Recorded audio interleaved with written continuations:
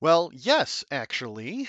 You can, in fact, play a tabletop role playing game by yourself.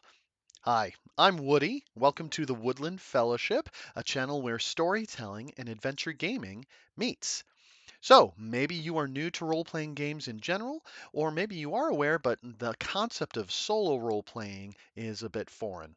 Perfect. We are going to help solve that for you today through this step by step tutorial. So, let's just talk about what we need to get started. So, at first, you are going to need either blank paper, possibly graphing paper would be the most helpful, or using some sort of virtual tabletop, such as Roll20.net or Foundry or Fantasy Grounds.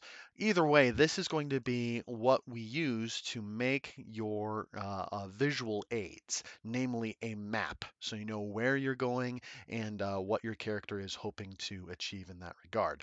Then, you are going to need a role playing game system such as Dungeons and Dragons or Pathfinder, but I also recommend actually using Ironsworn. This is a game system that is developed as a means to actually play it as a solo player or to play co op without anyone being a game master. It works pretty well in that regard, so you can use any of those types of systems. You just want to make sure that you have those for your character creation, as well as determining whether or not your character will succeed or fail at a given attempt at something. Then, when it comes to playing a role playing game, you're going to need usually a digital dice roller. Usually, those sort of things are built in if you're using a virtual tabletop, or if you're going to be doing this. Like in person, doing it with paper and pencils and so on, you want to make sure you have plenty of physical dice to be able to roll accordingly as what your game system requires, as well as to roll against some randomized tables. And so these are what we use to help generate certain story elements that your character will be engaging in. So, for example, that will be things like name generators or NPC generators or specific quest generators, or maybe you need to determine a difficulty, and so you could use generators and random tables to determine that. Generating random locations that are interesting is always a good thing. Obstacle generators, just extra things to add to the unexpected nature of the adventure. Enemy generators. Maybe your character is getting ambushed by something and you want to roll to determine what kind of creature is attacking them. Or item generators. You open a chest and you want to figure out what is inside. A lot of times you're going to be utilizing a process to determine a simple yes or no. So that could be flipping a coin. It could also be using a particular weighted chart with percentages and so on. Lots of ways that you could handle that, but you're going to be using that yes or no quite a bit. And then lastly, you want to make sure that you have a means to fill out some blank charts that you'll be filling out as you play the game, namely to fill out and add new NPCs that your character meets, locations, factions, that sort of thing. Again, that will really help customize it towards your specific world that you are making. Now, after you have all of that set up, you have a little bit more processing to do before your very first actual gameplay session. So the first thing that you're going to do is actually create your character. So you're going to use the RPG system that you have selected to do that, following the various rules and suggestions that they have there. One thing you need to make sure that you have if you're going to be doing this as a solo player, your game system might include this, but you want to make sure that you have at least one significant character goal that they have, usually tied to the reason why they became an adventurer. Why did they leave their boring life before becoming an adventurer? So maybe they are on a quest for revenge, or they're looking to rescue a friend or a loved one, or maybe they're on a holy mission. Whole host of different reasons of what you could have here, but this is very, very important because this will tie into a whole bunch of other things that we're going to be covering. So you want to make sure your character has at least one of those.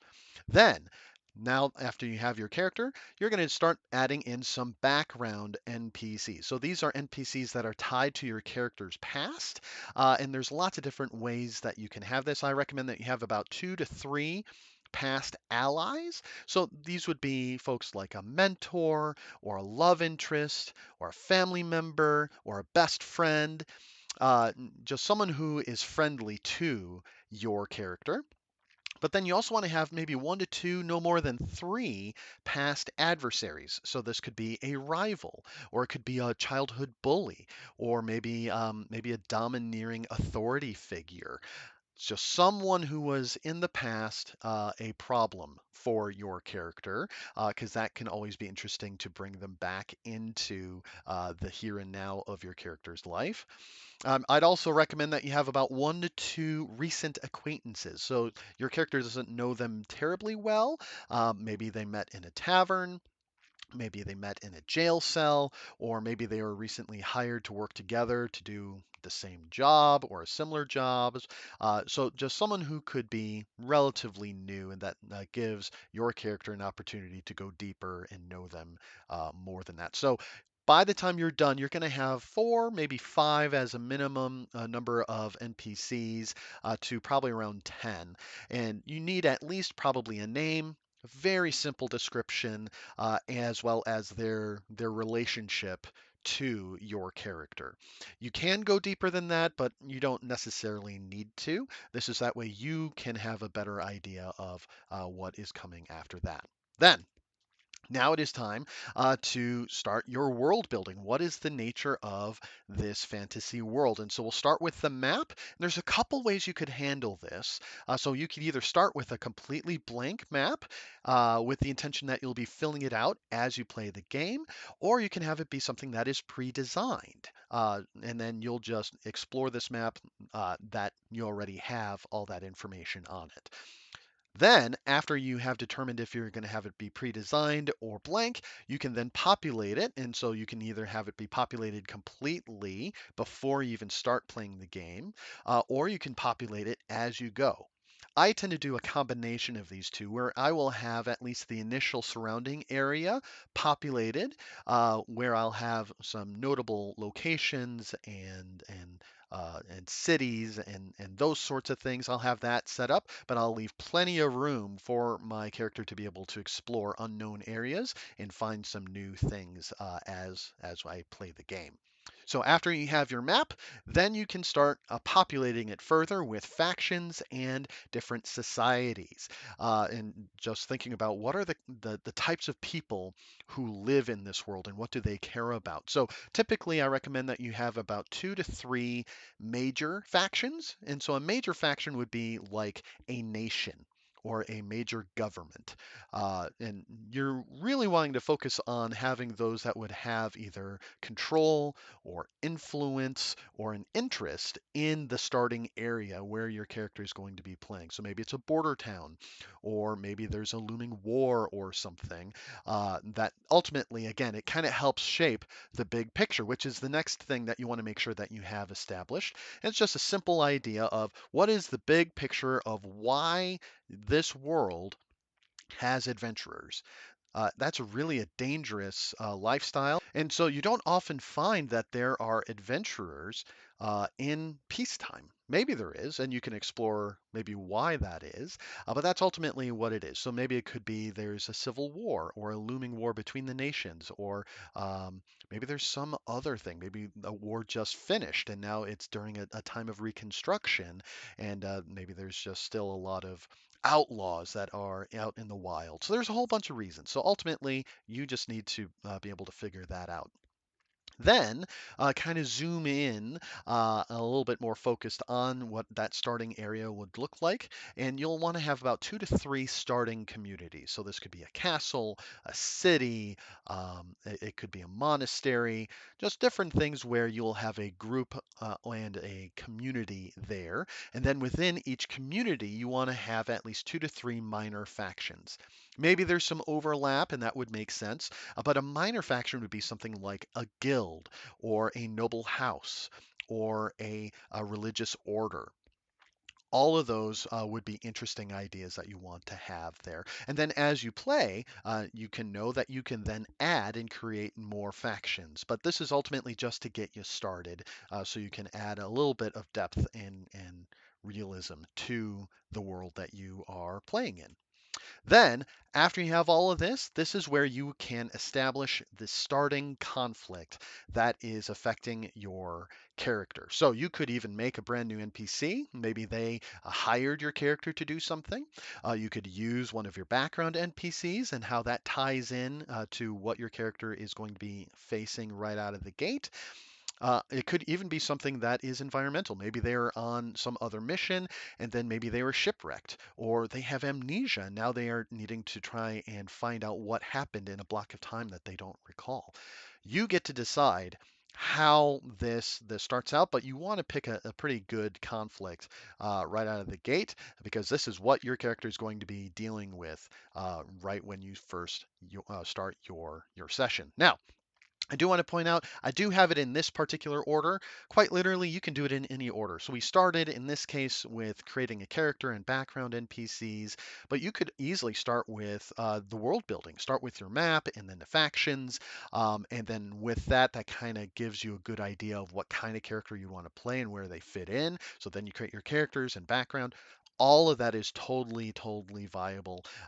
Either way, you have to make sure that you have all of these things established and that will set you up for your first session. So, what does that first session actually look like to actually play this? Now, but first, has this video been helpful for you so far? Go ahead and give it a like. What that'll do is it'll actually bookmark it on your YouTube accounts. That way you can find this later on, especially if you want to follow along as you prepare for your own solo campaign. Highly recommended.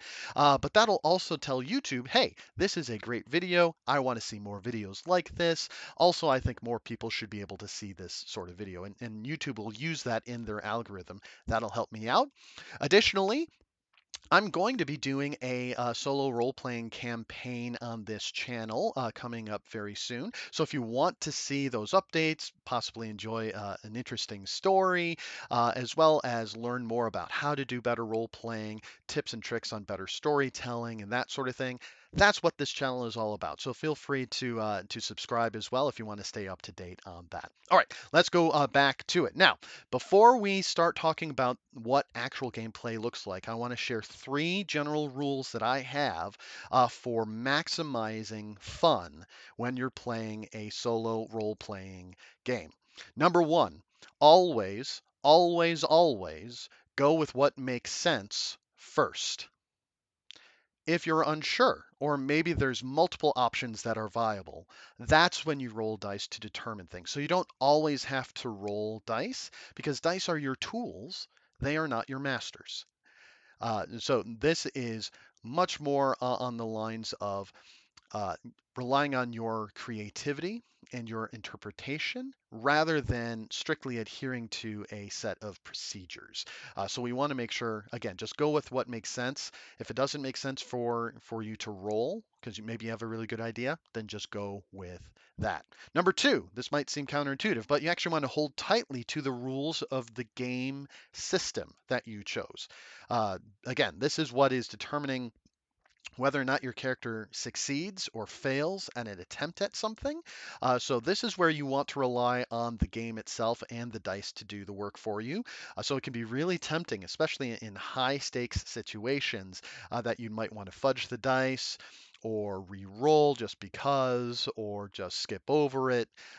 Don't do that. You'll actually be robbing yourself of fun and eliminating that sense of stakes and realism and drama and just good storytelling. Uh, so again, that will be hurting yourself more than anything. So hold tightly to the rules of the game system. But you want to hold loosely to the rules for your story elements. So I mentioned earlier a bunch of those random tables and types of tables you can have. When it comes to those sorts of things, yeah, hold loosely to that. So you can definitely fudge the dice. You can re-roll as necessary, maybe even swapping numbers around or choosing a different option on the chart instead that you think makes more sense. This is really ultimately the goal. We want to make sure that these story elements are useful and clear. So if the what you roll doesn't make sense, that goes against that first rule, right? So we want to make sure that everything that's happening is making sense. For example, let's say your character's in a forest, and based on some die rolls or other things, you determine that they're being ambushed. And so you roll to determine the type of enemy, and they're now being attacked by a shark in a forest. Probably doesn't make sense. Maybe you can make it make sense, but in general, you might be going, yeah, that doesn't make sense. Go ahead and roll again, or just choose something else that would be a little bit more fitting to what the situation is going to be. So hold to these general rules, and that will maximize your fun. All right, so let's talk about it. What does an actual game session look like? So we've done all of our prep. We have these rules in mind. When you're playing the game, you are going to be going through this cycle where you are going to run into situations that are going to cause you to ask a question. There's lots of different types of questions you can be asking, but you'll pose a question. If it makes sense for you to roll the dice to determine the answer, then you go ahead and you roll and then you interpret it. Based on that information, your character then will react to that, and then you use the rules of your game system to determine whether or not they succeed or fail with that reaction. Then you resolve it accordingly, and that might generate a follow up question. So, for example, let's say your character finds an ornate chest. A question you might ask would be, is the chest locked? You could go ahead and roll, and let's say that the answer is yes. So, your follow up question could be, how difficult would it be to pick the lock? Now, if you're playing a game like Dungeons and Dragons, you may want to just set the DC again off of rule number one, what makes sense, or you could roll a die. Maybe you roll a D10 and then add 10 to that roll, and then that is the DC for your character to try and pick the lock. That can also make sense. So lots of options that you could do there. So then you roll, you interpret it. Okay, so your character is going to attempt to pick the lock. Cool. You go ahead and you attempt it. Maybe they fail. So then your follow-up question could be, all right, well, how hard would it be to bash the lock or to just break open the chest? Same idea. You can either pick something that makes sense, or you can roll some dice, use a chart, whatever that is to determine that difficulty. Your character reacts, you try and resolve that. It could resolve where the character doesn't get into the chest, and so you don't know what's inside. Or maybe you do open it up, and then your question is, well, what kind of items are in the chest? Again, you could go to a randomized table and roll, or you can pick something that just makes sense based on the location of the chest and who maybe originally owned it. You get to decide on a lot of those things of how you want to handle that. That is the general process. You ask a question, you might need to roll and interpret it. That might have follow up questions and so on. So, common things would be, again, yes or no kinds of questions, or asking what kind or which one. So, for example, maybe your character meets an NPC along the road, and you determine that this is a character that your character has met before. And so that's when you would refer to your NPC list and maybe roll to determine which one are they now seeing along the road. Lots of interesting things could happen here. Now, in light of all of this, I have a couple tips. I don't call these rules because you don't have to do this, but I highly recommend it. Number one, you want to keep a detailed journal of each of the major events and encounters that happen. You don't have to document literally everything, that could be a little overwhelming, but ultimately, you want to keep track of the most important things that happen, such as locations visited, characters met, enemies defeated, uh, that sort of thing. There's a couple good reasons for that. Number one, that way, if you ever want to come back after taking a break from playing with that particular character, you can read up and remind yourself of what happened. I don't know if you've ever played any computer games after taking a break, and you go back and you're like, I don't remember what I was doing, right? You go to your quest log to look at what you need to do. It's kind of that same idea. That way you can keep playing with that character and in that world. Secondly, especially if you are an aspiring author, if you find that this game that you've been playing generates a really cool story, it makes it that much easier to share it with your friends and family, or maybe try and sell it as a novel. So lots of great options there when you keep that detailed journal. Two, I referenced this earlier when I was talking about the randomized charts, but it really is important to have some blank charts that you fill out as you play and have multiple of them. So, for example, one for NPCs, one for locations, ultimately, so that way you can customize some of these specific things to the world. That way, as you are playing the game, everything just seems to fit a little bit better and a little bit more. All right, now let's look at an example of what a session would look like, and then we will call it a day. So let's say you start with accepting a quest. Maybe someone's going to pay you to go do something. And during this phase, you're also going to be making preparations. So as you're going through each of these steps, you are going to be asking a question. So, for example, a very common question you'd be asking is there an obstacle to completing this? So, for example, when it comes to accepting the quest, an obstacle could be maybe something is revealed in this scene that shows that you shouldn't actually trust this person who's trying to hire you.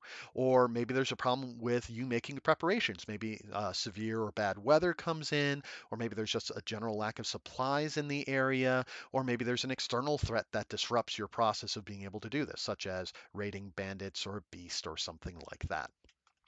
Then, uh, after that has been resolved, maybe that means your character is unable to depart fully prepared, and that could have implications later. Or maybe everything's handled. Happy day. You then move to your travel step. So that's when you're traveling to a destination to go do the thing. So most of the time when it comes to traveling, I highly recommend that you use a waypoint system. This is where, depending on the distance you need to travel and how difficult you would like this part of the story to be, again, go with what makes sense. Each waypoint is where you are going to be asking that question. Is there an obstacle? And so as you come to each waypoint, you can generate a random location that could be interesting where an encounter could happen, such as maybe a campsite or a ruined tower or a bridge, something like that, that there could be an encounter that happens there. Is there an obstacle to completing this or to continuing the travel along the way?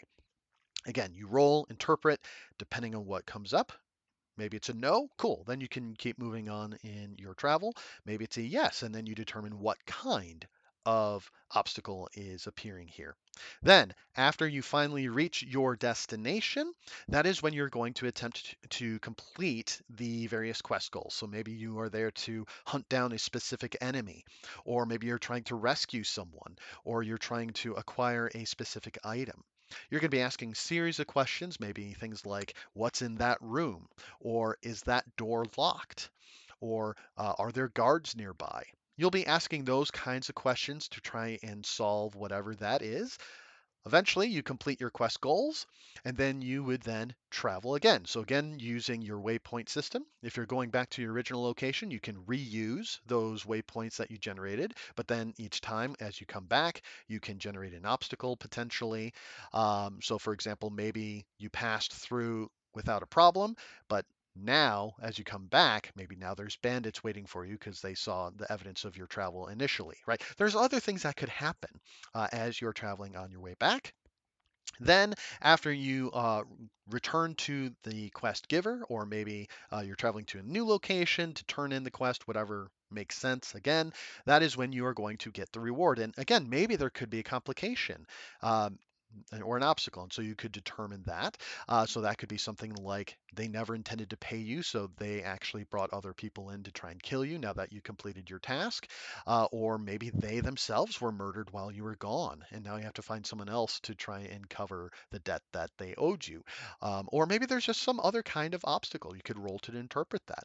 So that's, again, your process. You're applying that cycle within each step of the game. Now, I do want to point out a couple other things, just again as a reminder. Always go with what makes sense. And so let's say you started out your quest and you just kept getting obstacle after obstacle after obstacle, and it's just been so difficult. You complete your quest, and then you get to step 4 where you're going to be traveling back to the quest giver. You can choose to not roll to have any obstacles anymore. You don't have to always roll. Again, this is all about letting you have the most fun possible, right? And so you want to make sure, hey, if you've already been struggling a bit, you can then modify how you want to play this accordingly. Again, remember, hold loosely to the story elements, but hold tightly to the rules of your game system. But the inverse could also be true. Maybe it was really, really easy all the way through completing the quest goals. So then you can just choose, hey, it would make sense that there would be maybe an obstacle here. Maybe some bad guys are here and I want to fight them. That could totally happen. You can just choose. You don't have to roll. Again, always go with what makes sense and then roll if there's a couple other options accordingly. So that is generally the process again, right? So asking a question or a series of questions, rolling the dice, interpreting it, letting your character react, resolve whatever that issue is, and then repeat and then move on until you are basically done with that particular quest. This is where you will probably want to ask some other questions of how to continue the story, such as maybe there's a follow up quest for this specific NPC that now needs to be done.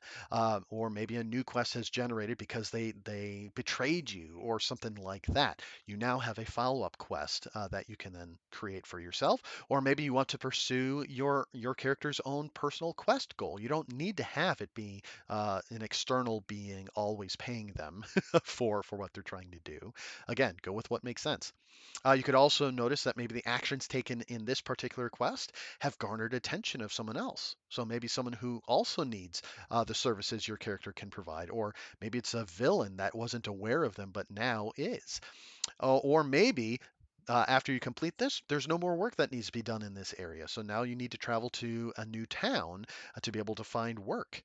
You can find reasons for that. Maybe even though you completed this quest, maybe you are no longer popular and people don't want to hire you, or maybe you completed the quest but with a significant cost. Maybe a beloved member of the community dies. Whatever, you get to figure out what that looks like. Now, speaking of death, let's say your character dies in the course of you playing the game. That is okay. You don't have to worry. Hope is not totally lost, right? It's not the end of the world. There's a ways that you can actually keep going with the same story even with that character's death. So for example, you could make a new character who is hired to find out what happened to the character that died. Or you could pick up the story by playing as one of those background NPCs that you actually made originally. Maybe their best friend or another acquaintance or companion that was there or in the area around when the character died. You can keep playing as them. You could also make a new character in the same world, but maybe they're in a different area of the world and they have different motivations. You could even do like a time jump where maybe one of the villains achieved some of their ends and their end goals, and now somehow that is starting to spill over and affect this completely different character. And now you can explore it that way. Or if you're just not really sold in the world that you created, you can just create a new world and a new character. You can always just cut and paste. So let's say you really liked the map, but you didn't like the factions or the societies that you made. You can just reuse the map. Or the inverse. You can have a new map, but then have the same nations and societies and just kind of move them around a little bit. You can do whatever you would like to do.